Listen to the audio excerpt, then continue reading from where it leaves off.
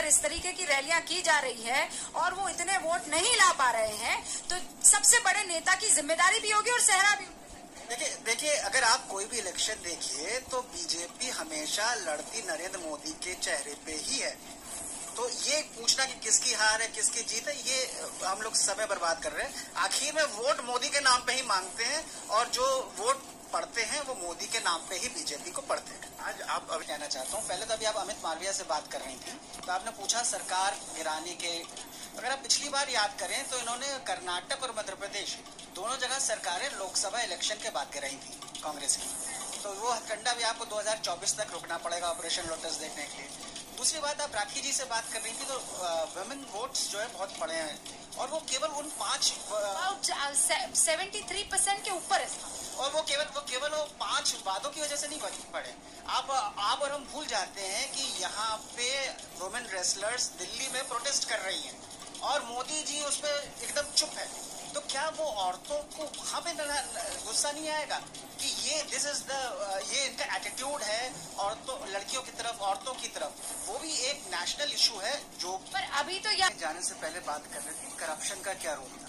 तो कांग्रेस ने पेसीएम के पोस्टर्स लगाए थे और 40% सरकार हर बार राहुल गांधी बोलते थे और हर बार मोदी जी उसको 85% से काउंटर करते थे। तो corruption was an issue in this election. और क्यों बीजेपी उसको डिनाई करना चाहेगी कि नहीं था, क्योंकि अगर आपको याद हो तो पूरा लोकसभा का सेशन नहीं हुआ था जिसमें अडानी हिंडनबर्ग रिपोर्ट को लेके शोर था और उसमें उंगली नरेंद्र मोदी पे भी उठ रही थी और वो चुप थे।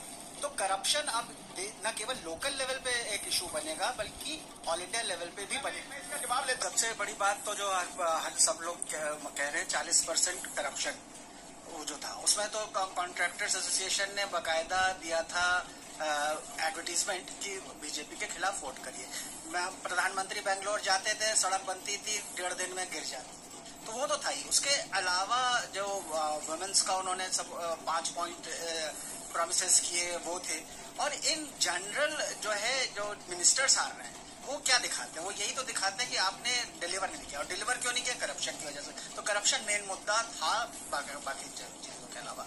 एक आपने प्रश्न पूछा था कि कई राज्यों में हम देखते हैं कि इन तमाम मुद्दों के बावजूद, एंटी इनकम्बेंसी के बावजूद जब प्रधानमंत्री का दौरा शुरू होता है तो बीजेपी फिर बढ़त बना लेती है। यहाँ ऐसा हो नहीं पा रहा है क्योंकि एक तो ये 40% का कभी जवाब नहीं दिया नरेंद्र मोदी ने खुद। 85% वाली बात कही थी उन्होंने। 85% करप्शन वो राजीव गांधी ने कहा था कि हम ऊपर से जो पैसा भेजते हैं वो नीचे केवल 1 रुपए में 15 पैसे पहुंचता है।